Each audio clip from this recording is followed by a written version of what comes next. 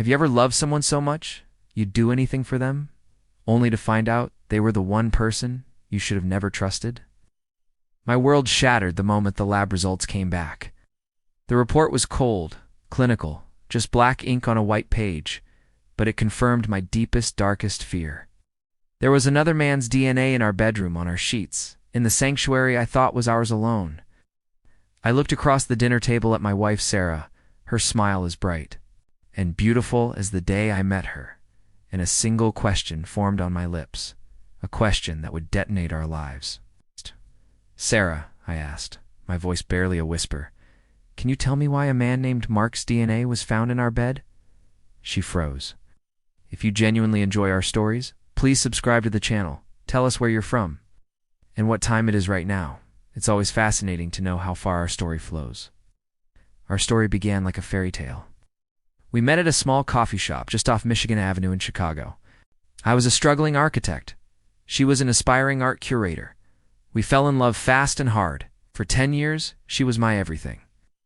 I built my firm from the ground up, all for her, for us. I bought her the dream apartment overlooking Lincoln Park, filled it with art she loved, and gave her a life I thought she wanted. But fairy tales, I learned, are just stories. The change was subtle at first. She started working late, gallery events, she'd say. Her phone, once left casually on the counter, was now glued to her hand, screen down. She became distant, her laughter a little forced, her kisses feeling like a performance. I tried to talk to her, asked if everything was okay. Hey. She'd just flash that brilliant smile and call me silly. "Don't be so insecure, honey," she'd say, her voice dripping with a sweetness that now tastes like poison in my memory. "You're just stressed from work." She was so good at it, so convincing. She made me feel like I was the one going crazy. The first real crack in her facade appeared on a crumpled receipt I found in her coat pocket. Dinner for 2 at a fancy Italian place on Rush Street, an expensive bottle of wine. I knew I wasn't there. When I asked her about it, her eyes went cold for a split second before the mask slipped back on. "Oh, that was a business dinner with a potential donor for the gallery, a woman named Eleanor," she lied effortlessly. But the name on the credit card slip wasn't hers.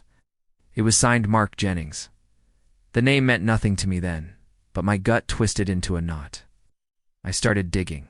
I know it sounds terrible, but what do you do when you feel like you're losing your mind? I installed a keylogger on our home computer. The late-night chats weren't with gallery donors. They were filled with "I miss yous" and "I coo," and "wait to feel your touch again" from this Mark. He was a wealthy real estate developer she'd met at a fundraiser. Smug, arrogant, exactly her type, if I'm being honest. The texts described their secret meetings at the Langham Hotel, the stolen afternoons while I was at the office designing buildings, thinking I was building our future. The worst part was the humiliation. They laughed about me. He called me the boring architect. She called me predictable. They detailed my schedule, my habits, my love for her, all as tools to facilitate their affair. I read every word, every sickening detail, and something inside me broke. I went into the bathroom, looked at my reflection, and didn't recognize the hollowed-out man staring back.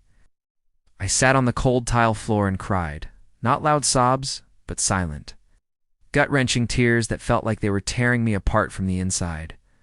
The love of my life, my partner, thought I was a joke, a predictable, boring joke. That night, the grief turned to ice. My tears dried up, and a cold, hard clarity settled over me. They thought I was predictable? Fine. They had no idea what I was capable of. I wasn't going to confront her. I wasn't going to scream and shout. That's what they expected. So Sarah and Mark were going to get exactly what they deserved, but it would be on my terms, and it would be a destruction so complete, so meticulous they would never see it coming. My revenge began with observation. I became a ghost in my own home, watching, listening, documenting. I hired a private investigator, a grizzled ex-cop who knew Chicago like the back of his hand. He got me everything. Photos of them kissing outside the hotel, timestamps of their arrivals and departures. I started moving our assets. I have a brother who is a brilliant financial advisor. Together, we created a series of trusts and moved my earnings from the firm, legally and quietly, into accounts she couldn't touch. She had signed a prenuptial agreement 10 years ago when we were young and in love. She barely read it, laughing that we'd never need it. She was about to find out how wrong she was. The DNA was the masterstroke. I knew they were getting sloppy, comfortable. One afternoon, when she was at a yoga class, I went into our bedroom. I took a sample from a suspicious stain on the sheets she'd forgotten to wash. I sent it to a private lab along with a coffee cup I had the pie snag from Mark's favorite diner. I told the lab I suspected a relative was stealing from me and needed to confirm their presence in my home. The results were my smoking gun. That's when I asked her the question over dinner. The way her face drained of all color, the flicker of panic in her eyes before the mask of outrage slammed down it, was almost satisfying. "What are you talking about? Are you insane? Are you accusing me of cheating?" She shrieked, her voice rising. The performance was incredible. She threw her napkin down, called me paranoid, delusional. She tried to gaslight me one last time, but I just sat there, calm. I didn't raise my voice. I simply slid the lab report across the table. She stared at it, her hands trembling. The game was over. I then laid out my terms. "You will pack a bag with only your personal belongings. You will sign the divorce papers that my lawyer will deliver tomorrow. You will not contest the prenup. You will walk out of this apartment tonight, and you will never speak to me again." Her arrogance returned, a desperate last stand. "You can't do this. I'll take you for everything. I'll tell everyone you're crazy," she screamed. "Will you?" I asked softly, and I pushed a second envelope across the table. Inside was a thick stack of photographs from the pie. Her and Mark, kissing, entering the hotel, laughing.